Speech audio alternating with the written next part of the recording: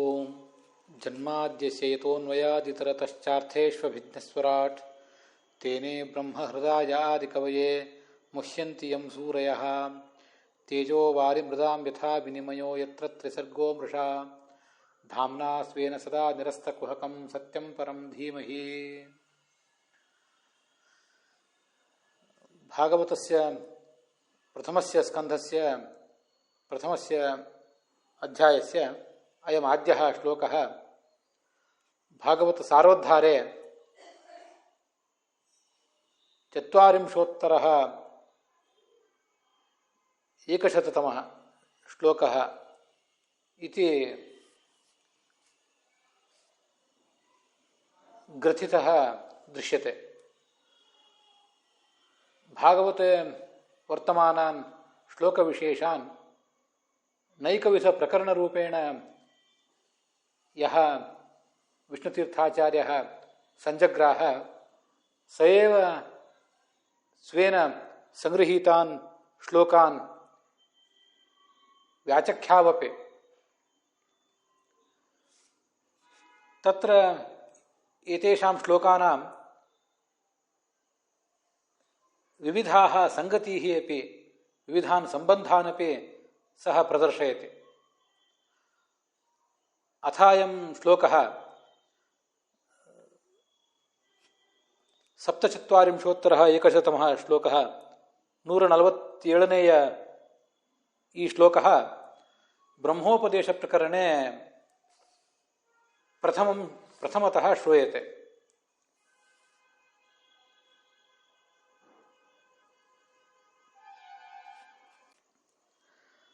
ಸಾಧಕಾಃ ಖಲು ಜೀವಾಃ ಪುರಾಣ ಭಾರತಾದೀನ್ ಗ್ರಂಥಾನ್ ಕಿಂಚಿದಿವ ಶ್ರುತ್ವಾ ಪಿತೃಭ್ಯಾಂ ಬಂಧುಭ್ಯಃ ಗುರುಭ್ಯಶ್ಚ ಅಪರಂ ಕಿಂಚಿತ್ ಶ್ರುತ್ವಾ ಅವಶಿಷ್ಟಂ ಚ ಕಿಂಚಿತ್ ಜನ್ಮಾಂತರಸ್ಯ ಸಂಸ್ಕಾರೇಣೇವ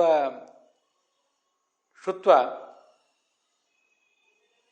ಸರ್ವೇಷಾಂ ಶಾಸ್ತ್ರಾಣಾಂ ಭಗವಾನ್ ಹರಿರೇವ ಮುಖ್ಯಃ ಪ್ರತಿಪಾದ್ಯಃ ಸರ್ವೇಷಾಂ ಆಗಮಾನಾಂ ಸರ್ವೋತ್ಕರ್ಷೇ ದೇವದೇವಸ್ಯ ವಿಷ್ಣೋಃ ಮಹಾತಾತ್ಪರ್ಯಂ ಇತ್ಯೇವಂ ಸಾಮಾನ್ಯಾಕಾರೇಣ ಜಾನಾತ್ಯೇವ. ತತ್ಪರಿಣಾಮರೂಪೇಣ ಚ ಸಂಜಾತ ವೈರಾಗ್ಯಸ್ಯ ತಸ್ಯ ಯದಾ ಸಜ್ಜನ ಸಮಾಗಮಃ ಅಲ್ಪರೂಪೇಣ ಅಪಿ ಯದಾ ಭವೇತ್ ತದಾ ತತ್ ವೈರಾಗ್ಯಂ ತಚ್ಚ ಜ್ಞಾನಂ ಪುನರಪಿ ಅಧಿಕರೂಪೇಣ ವ್ಯಜ್ಯತೆ. ಗುರೂಣಾಂ ಬಂಧೂನಾಂ ಚ ಯಾ ಸೇವಾ ತೇನ ಕ್ರಿಯತೆ ತಯಾ ಚ ಸೇವಯಾ ಸಹ ತದನುಗ್ರಹ ಭಾಗ್ ಭವೇತ್. ಗುರೂಣಾಂ ನಿಂದಾಂ ನೈವ ಕುರ್ಯಾತ್ ಆತ್ಮಾನಂ ಚ ನೈವ ಪ್ರಶಂಸೇತ್. ಗುರೂನ್ ನ ನಿಂದೇತ್ ಆತ್ಮಾನಂ ಚ ನೈವ ಪ್ರಶಂಸೇತ್. ಗುರುನಿಂದ ಆತ್ಮ ಪ್ರಶಂಸಾ ಚ ಸಂಪೂರ್ಣತಯಾ ತೇನ ವರ್ಜ್ಯೇತ. ಸಹ ಇಂದ್ರಿಯಾಣ್ಯಪಿ ಜಯೇತ್. ಏತಾದೃಶ ಏವ ಶಿಷ್ಯಃ ಸಾಧಕಃ ಗುರುಣ ಬ್ರಹ್ಮವಿಷಯೇ ಉಪದಿಶ್ಯೇತ. ತತ್ರ ಪರಬ್ರಹ್ಮಣಃ ನಾರಾಯಣಸ್ಯ ಸೃಷ್ಟ್ಯಾದ್ಯಷ್ಟಕರ್ತೃತ್ವಂ ಯಲ್ಲಕ್ಷಣಂ ತತ್ ಗುರುಃ ತಂ ಶಿಷ್ಯಂ ಉಪದಿಶೇತ್ ಇತಿ ಅಸ್ಮಿನ್ ಶ್ಲೋಕೆ ಬಾದರಾಯಣಃ ವಕ್ತಿ ಇತಿ ಪ್ರಸಂಗಸಂಗತಿಃ.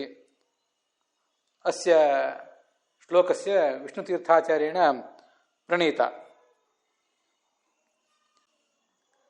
ಭಾಗವತದ ಈ ಅಧ್ಯಯನ ಮಾಡುವಾಗ ನಾವು ಭಾಗವತದ ಸಾರೋದ್ಧಾರದಲ್ಲಿ ವಿಷ್ಣುತೀರ್ಥಾಚಾರ್ಯರು ಈ ಶ್ಲೋಕಗಳನ್ನು ಹೇಗೆ ವ್ಯಾಖ್ಯಾನ ಮಾಡಿದ್ದಾರೆ ಅನ್ನೋದನ್ನು ಕೂಡ ನೋಡಬೇಕು. ಈಗಾಗಲೇ ಭಾಗವತ ಸಾರೋದ್ಧಾರದ ಶ್ರವಣ ನಮ್ಮ ಕಡೆಯಿಂದ ಆಗಿದೆ. ಆದ್ದರಿಂದ ಭಾಗವತವನ್ನು ನಾವು ಹೇಗೆ ಅಧ್ಯಯನ ಮಾಡಬೇಕು ಅನ್ನೋದ್ರ ಬಗ್ಗೆ ಒಂದು ಮಾರ್ಗದರ್ಶನ ನಮಗೆ ವಿಷ್ಣು ತೀರ್ಥಾಚಾರ್ಯರು ಮಾಡಿದಂತ ಆಗಿದೆ ಈಗಾಗಲೇ.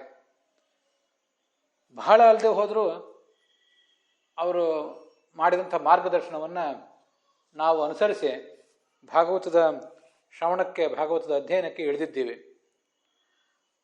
ಬ್ರಹ್ಮೋಪದೇಶ ಪ್ರಕರಣ ಅಂತ 11ನೇ ಪ್ರಕರಣ ಭಾಗವತ ಸಾರೋದ್ಧಾರದಲ್ಲಿ, ಅಲ್ಲಿ 147ನೇ ಶ್ಲೋಕದ ರೂಪದಲ್ಲಿ ಈ ಮಂಗಳ ಶ್ಲೋಕ ಇದೆ. ಮೂಲತಃ ಭಾಗವತದಲ್ಲಿ 1ನೇ ಸ್ಕಂದದ 1ನೇ ಅಧ್ಯಾಯದ 1ನೇ ಶ್ಲೋಕವಾದ ಇದು ಭಾಗವತ ಸಾರೋದ್ಧಾರದಲ್ಲಿ 147ನೇ ಶ್ಲೋಕ ರೂಪದಲ್ಲಿ ಬಂದಿದೆ.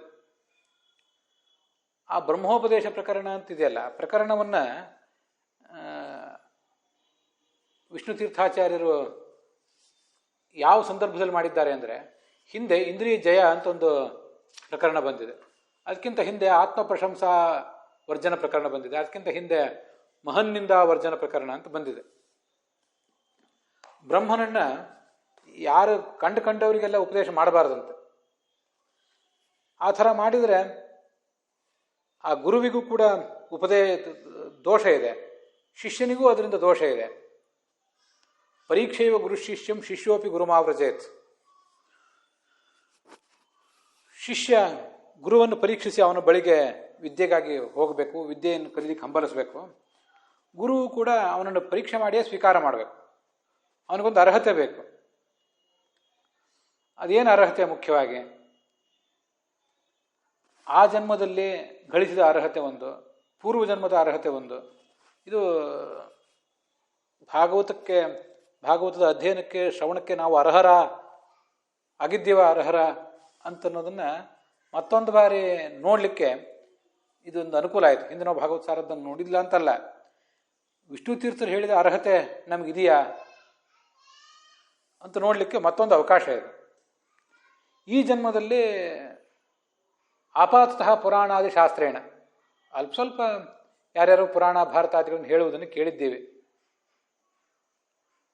ಅಥವಾ ಹುಟ್ಟಿದಾರಭ್ಯ ತಂದೆ ತಾಯಿ ಗುರು ಹಿರಿಯರು ಮೊದಲಾದವರಿಂದ ಭಗವಂತನ ಅಸ್ತಿತ್ವದ ಕುರಿತಾಗಿ ಒಂದು ಸ್ವಲ್ಪ ನಮಗೆ ತಿಳಿದಿದೆ. ಭಗವಂತರು ಹುಟ್ಟಿದಾರಭ್ಯ ಸ್ವಲ್ಪ ಬುದ್ಧಿ ಬಂದ ಕೂಡಲೇ, ನಡೀಲಿಕ್ಕೆ ಬಂದ ಕೂಡಲೇ ಆ ಮಕ್ಕಳನ್ನು ಭಗವಂತನಿಗೆ ನಮಸ್ಕಾರ ಮಾಡು, ದೇವರ ಹೆಸರು ಹೇಳು, ಗೋವಿಂದ ರಾಮ ಅಂತ ತಂದೆ ತಾಯಿ ಅದಕ್ಕೆ ಉಪದೇಶ ಮಾಡ್ತಿರ್ತಾರೆ. ನಮಗಿದೆಲ್ಲ ಗೊತ್ತಿದೆ. ಆ ಥರ ಅವರಿಂದ ಒಂದು ಸ್ವಲ್ಪ ಗೊತ್ತಾಗಿದೆ. ಅದು ಇನ್ನೂ ಮುಖ್ಯವಾಗಿ ಪ್ರಬಲತರ ಜನ್ಮಾಂತರ ಸಂಸ್ಕಾರೇಣ, ಈ ಒಂದು ಜನ್ಮದಲ್ಲಿ ತಂದೆ ತಾಯಿಂದರಿಂದ ನಮಗೆ ತಿಳಿದು ಬರುವುದು. ಮತ್ತು ಪುರಾಣಾದಿ ಶಾಸ್ತ್ರಗಳನ್ನು ನಾವು ಸ್ವಲ್ಪ ಓದಿ ನಮಗೆ ತಿಳಿಯುವುದೇನಿದೆ ಅದು ಬಹಳ ದೊಡ್ಡ ಅರ್ಹತೆ ಏನೂ ಅಲ್ಲ, ಮತ್ತು ಬಹಳ ದೊಡ್ಡ ಮುನ್ನಡೆಯೂ ಅದರಿಂದ ಏನಾಗೋದಿಲ್ಲ. ಮುಖ್ಯವಾಗಿ ಪ್ರಬಲತರ ಜನ್ಮಾಂತರ ಸಂಸ್ಕಾರವೇ ಕಾರಣ ಆಗ್ತದೆ.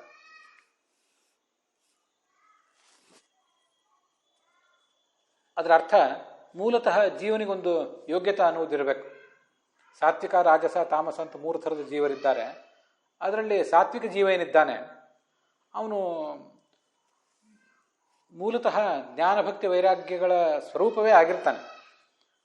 ಅವನ ಆ ಜೀವ ಸ್ವರೂಪ ಏನಿದೆ ಅದು ರಕ್ತ ಮಾಂಸಮಯವಾದದ್ದಲ್ಲ, ಭೌತಿಕವಲ್ಲ, ನಮ್ಗೆ ಗೊತ್ತಿದೆ.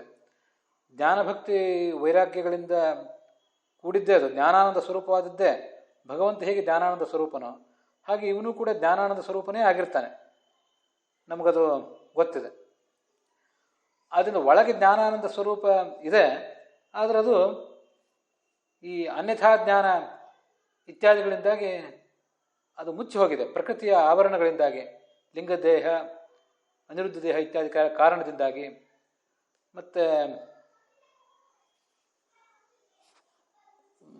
ಭಾವರೂಪ ಅಜ್ಞಾನ ಇತ್ಯಾದಿಗಳ ಕಾರಣದಿಂದಾಗಿ ಅದು ಮುಚ್ಚಿ ಹೋಗಿದೆ ಅಷ್ಟೆ.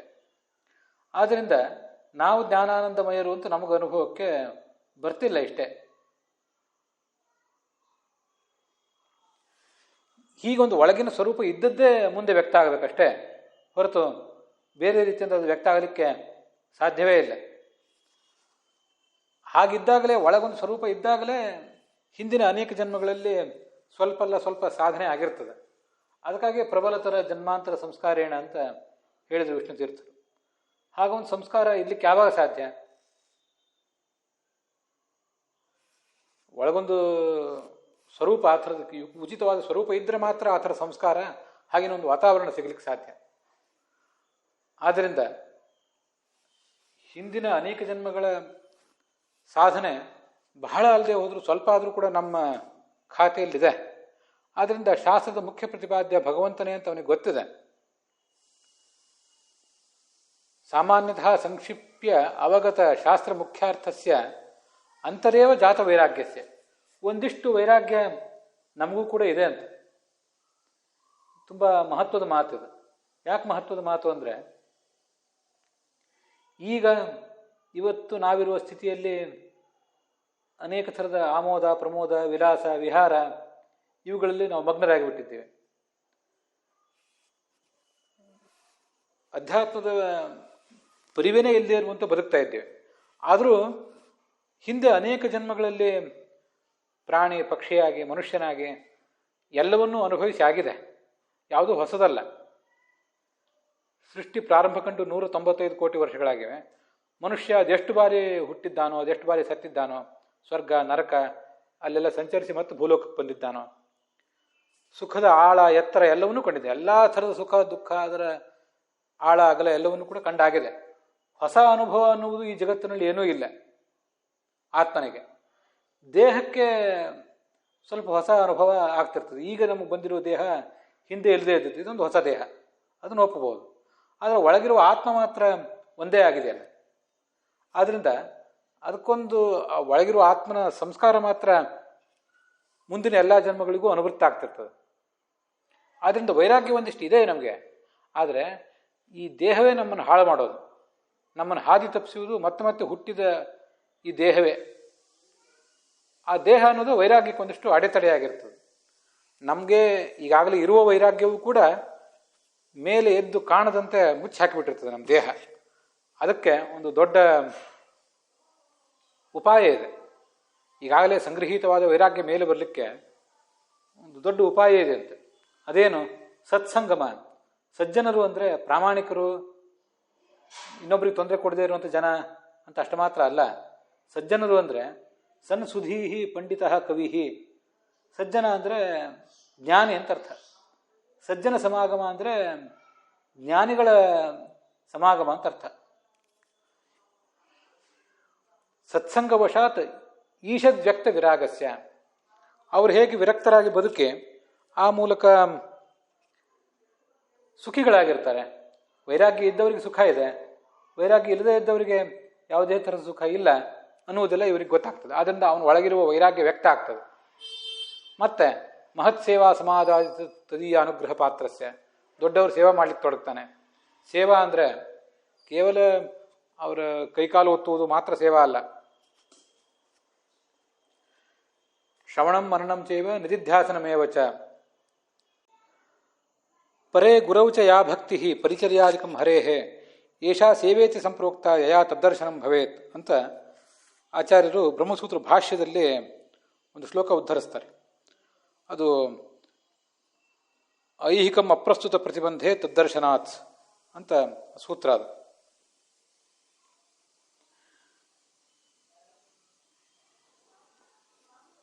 ಸೇವಾ ಮಾಡುವುದು ಅಂದ್ರೆ ಏನು? ಶ್ರವಣ ಮಾಡಬೇಕು, ಮನನ ಮಾಡಬೇಕು, ಮತ್ತೆ ಧ್ಯಾನ ಮಾಡಬೇಕು, ಪರಮಾತ್ಮನಲ್ಲಿ ಮತ್ತು ಗುರುಗಳಲ್ಲಿ ಭಕ್ತಿ ಮಾಡಬೇಕು, ಮತ್ತು ಪರಿಚರ್ಯ ಮಾಡಬೇಕು. ಹರೇಹೇ ಭಗವಂತನ ಸೇವಾ. ಸೇವಾ ಅಂದರೆ ಪೂಜೆ, ನಮಸ್ಕಾರ, ಪ್ರದಕ್ಷಿಣ. ಮತ್ತು ಭಾಗವತರ ಸೇವಾ ಅಂದರೆ ಅವರಿಗೆ ಕೈಕಾಲು ಒತ್ತುವುದು, ಅವರ ದೈಹಿಕ ಸೇವಾ, ಅವರ ಅಗತ್ಯಗಳನ್ನು ನೋಡಿಕೊಳ್ಳುವುದು, ಇಂಥದ್ದೇನಿದ್ರೆ ಆ ಸೇವಾಗಳನ್ನು ಮಾಡಬೇಕು. ಏಷಾ ಸೇವೇತಿ ಸಂಪ್ರೋಕ್ತ. ಇದನ್ನ ಸೇವಾ ಅಂತ ಹೇಳೋದು.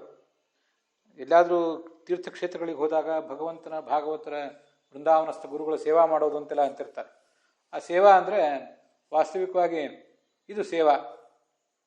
ಶ್ರವಣ ಮನನವೂ ಕೂಡ ಅದ್ರ ಜೊತೆ ಬೆರಿಬೇಕು. ಕೇವಲ ಪ್ರದಕ್ಷಿಣ ನಮಸ್ಕಾರ ಹಾಕುವುದೇ ದೊಡ್ಡ ಸೇವಾ ಅಲ್ಲ. ಇದರಿಂದ ದರ್ಶನ ಆಗ್ತದೆ, ಭಗವಂತನ ದರ್ಶನ. ಅನಾದಿ ಜನ್ಮ ಸಂಬದ್ಧಂ ನಿರ್ಭೇತ್ತುಂ ಪಾಪಪಂಜರಂ ಯಾವತ್ಯಾ ಸೇವೆಯಾ ಶಕ್ಯಂ ತಾವತ್ ಕಾರ್ಯಂ ನ ಸಂಶಯ ಯಾವತ್ ದೂರೇ ಸ್ಥಿತೋ ಗಮ್ಯಾತ್ ತಾವತ್ ಗಂತವ್ಯಮೇವ ಹಿ. ಇಹ ಜನ್ಮಾಂತರ್ಯವಾಪಿ ತಾವತ್ತೈವತ್ತು ದರ್ಶನಂ. ಇದು ಅಲ್ಲಿದೆ ಶ್ಲೋಕ, ಅದೇ ಸೂತ್ರದ ಭಾಷ್ಯದ್ದೇ ಶ್ಲೋಕ ಇದು. ಅನಾದಿ ಕಾಲದಿಂದ ನಮ್ಮಲ್ಲಿ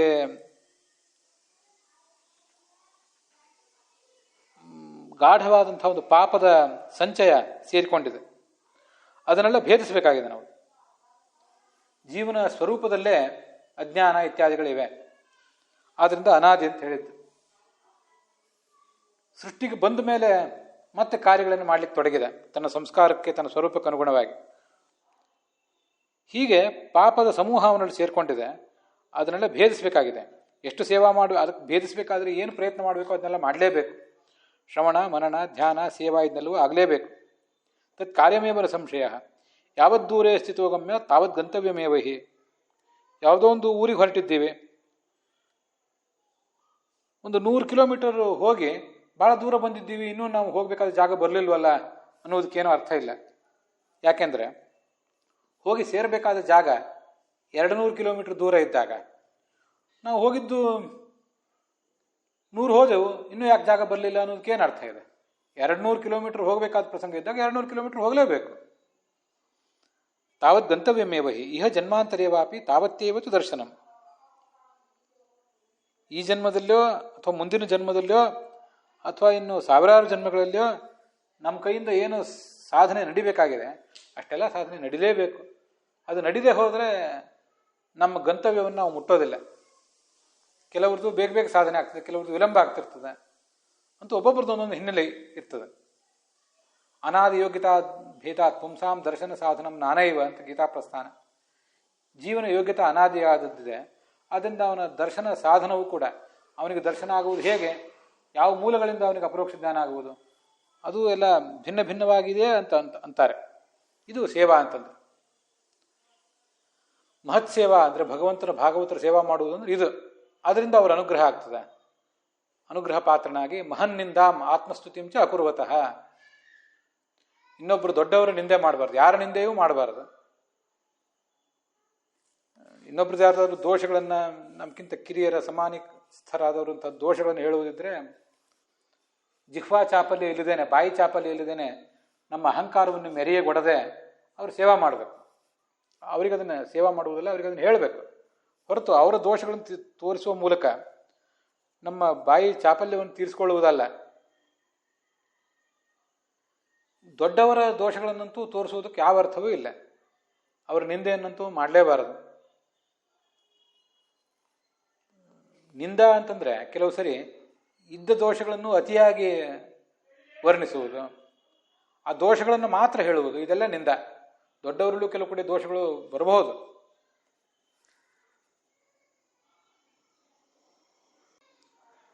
ಗುರೋರ ಪ್ಯವಲಿಪ್ತಸ್ಯ ಕಾರ್ಯಕಾರ್ಯಮಜಾನತಃ ಉತ್ಪಥಂ ಪ್ರತಿಪನ್ನಸ್ಯ ಕಾರ್ಯಮೇವ ಹಿ ಶಾಸನಂ ಅಂತ ಶಾಸ್ತ್ರದಲ್ಲಿ ಕೇಳಿ ಬರ್ತದೆ. ಹಿರಿಯನಾದರೂ ಕೂಡ ಅವನು ಅಹಂಕಾರಿಯಾಗಿದ್ದರೆ, ಯಾವುದು ತಪ್ಪು ಯಾವುದು ಸರಿ ಅಂತ ಅವನಿಗೆ ತಿಳಿದೇ ಹೋಗಿದ್ರೆ, ಉತ್ಪಥಂ ಪ್ರತಿಪನ್ನಸ್ಯ ದುರ್ಮಾರ್ಗಗಾಮಿಯಾಗಿದ್ದರೆ ಅಂಥವನಿಗೆ ನಾವು ಒಂದು ಶಾಸನ ಮಾಡಬೇಕಾಗ್ತದಂತ, ಅವನ ದೋಷಗಳನ್ನು ಹೇಳಬೇಕಾಗ್ತದಂತ.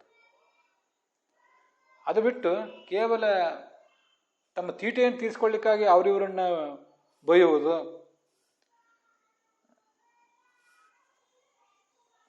ಯಾವ ಜ್ಞಾನಿಗಳ ಋಣದಿಂದ ನಾವಿವತ್ತು ಈ ಮಾರ್ಗದಲ್ಲಿ ಮುನ್ನಡಿತಾ ಇದ್ದೇವೋ ಆ ಜ್ಞಾನಿಗಳ ತಪ್ಪನ್ನೇ ಎಣಿಸ್ತಾ ಕೂತ್ಕೊಳ್ಳೋದು.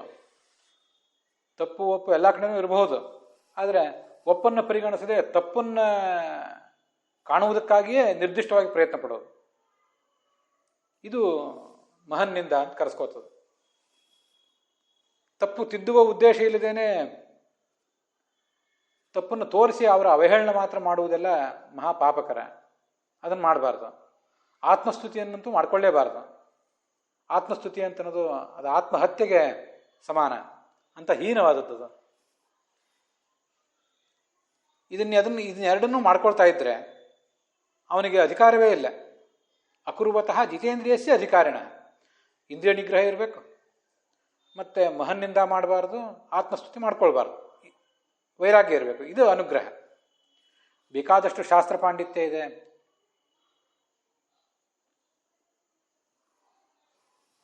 ಅನೇಕ ಜಿಜ್ಞಾಸೆಗಳಿಗೆ ಪರಿಹಾರ ಹೇಳುವಂಥ ಶಕ್ತಿ ಇದೆ. ಪಂಡಿತ ಬಹೋರಾಜನ್ ಬಹುಜ್ಞಾ ಸಂಶಯಚ್ಛಿದ ಸದಸಸ್ಪತಯೋಪ್ಯೇಕೆ ಅಸಂತೋಷಾತ್ ಪತಂತ್ಯತಃ ಅಂತ ಭಾಗವತ ಮುಂದೊಂದು ಕಡೆ ಹೇಳ್ತದೆ. ಬಹವಃ ಪಂಡಿತಾ ಬಹುಜ್ಞಾ ಬೇಕಾಷ್ಟು ತಿಳಿದಿದ್ದಾರೆ, ಸಂಶಯಚ್ಛಿದ ಸಂಶಯವನ್ನು ಪರಿಹಾರ ಮಾಡುವ ಶಕ್ತಿ ಉಳ್ಳದ್ದಾಗಿದ್ದಾರೆ. ಆದರೆ ಸದಸಸ್ಪತಯ ಸಭೆಗೆ ಅವರು ಮುಖ್ಯಸ್ಥರು, ಅಂಥ ದೊಡ್ಡ ಹಿರಿಯ ಸ್ಥಾನ ಇದೆ ಅವರಿಗೆ. ಆದರೂ ಅಸಂತೋಷ, ಅತೃಪ್ತಿ ಇತ್ಯಾದಿ ಕಾರಣದಿಂದಾಗಿ, ಲೋಭ ಇತ್ಯಾದಿ ಕಾರಣದಿಂದಾಗಿ, ಕಾಮಕ್ರೋಧಾದಿಗಳ ಕಾರಣದಿಂದಾಗಿ ಕೆಳಗೆ ಬೀಳುತ್ತಾರೆ ಅಂತ ಆ ಭಾಗವತ ಶ್ಲೋಕ ನಮ್ಮನ್ನು ಎಚ್ಚರಿಸಿದೆ. ನಿಮಗೆಷ್ಟು ಶಾಸ್ತ್ರ ಪಾಂಡಿತ್ಯ ಇದೆ, ಎಷ್ಟು ಭಾಷಾ ಪಾಂಡಿತ್ಯ ಇದೆ, ಏನೇನು ಸಂಶಯಗಳನ್ನು ಬಗೆಹರಿಸಿಕೊಳ್ಳಬಲ್ರಿ ಅನ್ನೋದೆಲ್ಲ ಮುಖ್ಯ ಅಲ್ಲ. ಎಷ್ಟು ಇಂದ್ರಿಯಗಳನ್ನು ಗೆದ್ದಿದ್ದೀರಿ, ಆತ್ಮಸ್ತುತಿ ಮಾಡಿಕೊಳ್ಳುವುದನ್ನು ಎಷ್ಟು ನಿಯಂತ್ರಿಸಿಕೊಂಡಿದ್ದೀರಿ, ಇನ್ನೊಬ್ಬರ ದೋಷ ಹುಡುಕುವುದರಲ್ಲಿ ನಿಮಗೆ ಸಂಯಮ ಇದೆಯೋ ಇಲ್ವೋ, ಈ ಗುರು ಹಿರಿಯರ ಸೇವಾ ಮಾಡಿ ಅವರ ಅನುಗ್ರಹಕ್ಕೆ ಪಾತ್ರರಾಗಿದ್ದೀರೋ ಇಲ್ವೋ ಅಂತನ್ನುವುದು ಮುಖ್ಯ ಆಗ್ತದೆ. ಯಸ್ಯ ದೇವಿಯ ಪರಾಭಕ್ತಿ ಯಥಾ ದೇವೇ ತಥಾ ಗುರೌ ತಸ್ಯೈತೆ ಖಚಿತಾಶ್ಯರ್ಥಾ ಪ್ರಕಾಶಂತೆ ಮಹಾತ್ಮನಃ ಅಂತ. ಯಸ್ಯ ದೇವೇ ಪರಾಭಕ್ತಿ, ಭಗವಂತನ ಬಗ್ಗೆ ಭಕ್ತಿ ಇರಬೇಕು. ಯಥಾ ದೇವೇ ತಥಾ ಗುರೌ, ದೇವರಲ್ಲಿ ಭಕ್ತಿ ಇರುವಂತೆ ಗುರುಗಳಲ್ಲೂ ಕೂಡ ಭಕ್ತಿ ಇರಬೇಕು. ಅಂಥವನಿಗೆ ತಸ್ಯ ಏತೆ ಖಚಿತಾಶ್ಯರ್ಥಾ, ಶಾಸ್ತ್ರದಲ್ಲಿ ಹೇಳಿರುವ ಮಾತು ಅವನಿಗೆ ಅರ್ಥ ಆಗ್ತದಂತೆ. ಶಾಸ್ತ್ರದಲ್ಲಿ ಹೇಳಿರುವ ಮಾತು ಅರ್ಥ ಆಗುವುದಂದರೆ ಒಂದು ವಾಕ್ಯ ಅರ್ಥ ಆಗುವುದಲ್ಲ, ವಾಕ್ಯದ ಹಿಂದಿನ ಸಂದೇಶ ಅರ್ಥ ಆಗೋದು, ಅದು ಮುಖ್ಯ. ವಿದ್ಯಾವತಾಂ ಭಾಗವತೆ ಪರೀಕ್ಷಾ ಅಂತ ಹೇಳ್ತಿರ್ತಾರೆ. ಜ್ಞಾನಿಗಳ ಪರೀಕ್ಷಾ ಭಾಗವತದಲ್ಲಿ ಆಗ್ತದಂತೆ. ಅದನ್ನೂ ಕೂಡ ನಾವು ಕೆಲವು ಬಾರಿ ತಪ್ಪರ್ಥ ಮಾಡ್ಕೊಂಡ್ಬಿಟ್ಟಿದ್ದೀವೇನೋ ಅಂತ ಅನಿಸೋದು ನನಗೆ. ಖಂಡಿತವಾಗಿಯೂ ಮೊನ್ನೆ ಈ ಮಾತು ಸುಳ್ಳಲ್ಲ. ಮೊನ್ನೆ ಒಬ್ಬರು ವಿದ್ವಾಂಸರ ಜೊತೆ ಮಾತಾಡುವಾಗ ಅವ್ರು ಹೇಳಿದರು, ವಿದ್ಯಾವತಾಂ ಭಾಗವತೆ ಪರೀಕ್ಷಾ ಅಂದರೆ, ಆ ವಿದ್ವಾಂಸರು ಹೇಳಿದರು, ಅವರ ತಂದೆ ಅವರು ಹಿರಿಯರು, ಭಾಗವತಾದಿಗಳನ್ನು ಪ್ರವಚನ ಮಾಡ್ತಿದ್ದವರು, ಅವರು ಹೇಳಿದ ಮಾತನ್ನು ಈ ವಿದ್ವಾಂಸರು ಹೇಳಿದರು.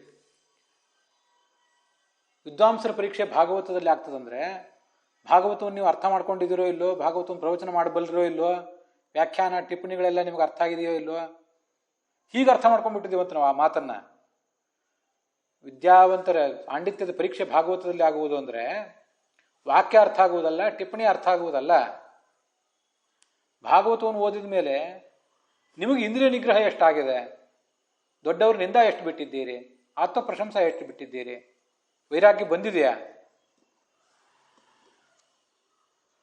ಕಪಟವಿಲ್ಲದ ಪ್ರೋಜ್ಜಿತ ಕೈತವವಾದ ಧರ್ಮವನ್ನು ನೀವು ಆಚರಣೆ ಮಾಡಲಿಕ್ಕೆ ತೊಡಗಿದ್ದೀರಾ, ಭಗವಂತನನ್ನು ಹೃದಯದಲ್ಲಿ ಹಿಡಿದಿಟ್ಟುಕೊಳ್ಳುವ ಪ್ರಯತ್ನ, ಸದ್ಯೋ ಹೃದಯವರುದ್ಧತೇತ್ರ ಕೃತಿಭಿಹಿ ಅಂತನ್ನುವ ಪ್ರಯತ್ನ, ಅದನ್ನು ಮಾಡಿದ್ದೀರಾ?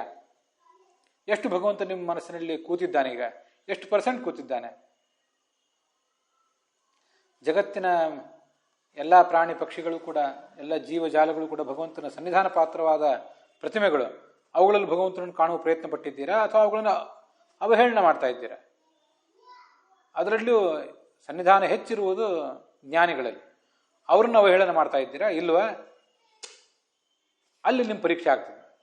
ಭಾಗವತವನ್ನು ಬೇಕಾಷ್ಟು ಬಾರಿ ಪ್ರವಚನ ಮಾಡಿದ್ರಿ, ವ್ಯಾಖ್ಯಾನವೂ ಮಾಡಿದ್ರಿ, ಎಲ್ಲ ಸರಿ.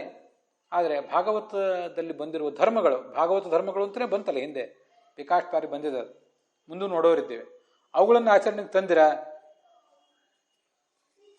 ಅಲ್ಲಿ ನಿಮ್ಮ ಪರೀಕ್ಷೆ. ವಾಕ್ಯ ಅರ್ಥ ಆಗುವುದು ಮುಖ್ಯ ಅಲ್ಲ, ಗ್ರಂಥ ಅರ್ಥ ಆಗುವುದು ಮುಖ್ಯ ಅಲ್ಲ, ಗ್ರಂಥಸ್ಥ ಸಂದೇಶಗಳನ್ನು ಜೀವನದಲ್ಲಿ ಅಳವಡಿಸ್ಕೊಳ್ಳೋದು ಮುಖ್ಯ. ಅದಾಗದೆ ಹೋದರೆ ಅಧಿಕಾರಿಯೇ ಅಲ್ಲ ಅಂತಾರವರು. ಬಹಳ ಅದ್ಭುತವಾದ ಮಾತು. ಸಕಾಲದಲ್ಲಿ ವಿಷ್ಣು ತೀರ್ಥರು ಕೊಟ್ಟ ಎಚ್ಚರಿಕೆಯನ್ನು ನಾವು ನೆನಪು ಮಾಡ್ಕೋತಾ ಇದ್ದೇವೆ. ಮುಂದಿಂದೆಲ್ಲ ವ್ಯಾಖ್ಯಾನ ನಾವಿಲ್ಲಿ ಹೇಳಬೇಕಾದ ಅಗತ್ಯ ಇಲ್ಲ. ಚತುರ್ಮುಖ ಬ್ರಹ್ಮನಿಗೆ ಶಾಸ್ತ್ರವನ್ನು ಉಪದೇಶ ಮಾಡಿದ, ಪ್ರೀತಿಯಿಂದ ಉಪದೇಶ ಮಾಡಿದ, ಮತ್ತು ದೀಪದ ನೀರಿನಲ್ಲಿ ಕಂಡ ಪ್ರತಿಬಿಂಬದ ಮಣ್ಣಿನ ವಿಕಾರವಾದ ಮಡಿಕೆ ಮೊದಲಾದದ್ದು ಹೇಗೋ ಹಾಗೆ ಈ ಭಗವಂತನ ಸೃಷ್ಟಿ, ತಾನು ಮಾಡಿಕೊಳ್ಳುವ ಅವತಾರ, ಜೀವರ ಸೃಷ್ಟಿ, ಜಡದ ಸೃಷ್ಟಿ, ಇದೆಲ್ಲ ಅವನ ಪಾಲಿಗೆ ವ್ಯರ್ಥ ಅಷ್ಟೇ, ಜಗತ್ತಿನ ಪಾಲಿಗೇನು ವ್ಯರ್ಥ ಅಲ್ಲ. ಜಗಜ್ಜನ್ಮಾದಿ ಕಾರಣತ್ವ ಅನ್ನೋದು ಭಗವಂತನ ಲಕ್ಷಣ ಅಂತ ಅದರಲ್ಲಿ ತಿಳಿಸಿದ ಹಾಗಾಯಿತು. ಇದು ವಿಷ್ಣು ತೀರ್ಥರು ಭಗವತ್ ಸಾರೋದ್ಧಾರದಲ್ಲಿ ಈ ಬ್ರಹ್ಮೋಪದೇಶ ಪ್ರಕರಣದಲ್ಲಿ 147ನೇ ಶ್ಲೋಕದ ರೂಪದಲ್ಲಿ ಕೊಟ್ಟಂಥ ಸಂದೇಶ. ಹೀಗೆ ಮುಂದೆ ಭಾಗವತದ ಯಾವುದೇ ಶ್ಲೋಕ ಆದರೂ ಒಂದು ವೇಳೆ ವಿಷ್ಣು ತೀರ್ಥರು ಅದನ್ನು ತಮ್ಮ ಭಾಗವತ ಸಾರೋದ್ಧಾರದಲ್ಲಿ ಸಂಗ್ರಹಿಸಿದರೆ ಅಥವಾ ಅದರ ವ್ಯಾಖ್ಯಾನ ಅವರೇ ಏನು ಮಾಡಿದ್ದಾರೆ ಅದರಲ್ಲಾದರೂ ಅವರು ಸಂಗ್ರಹಿಸಿದರೆ ಅದೆಲ್ಲವನ್ನು ಕೂಡ ಇನ್ನು ಮುಂದೆ ನಾವು ನೋಡೋರಿದ್ದೇವೆ. ಅದರೊಂದಿಗೆ ಈ ಭಾಗ ಸಮಾಪ್ತವಾಗಿದೆ.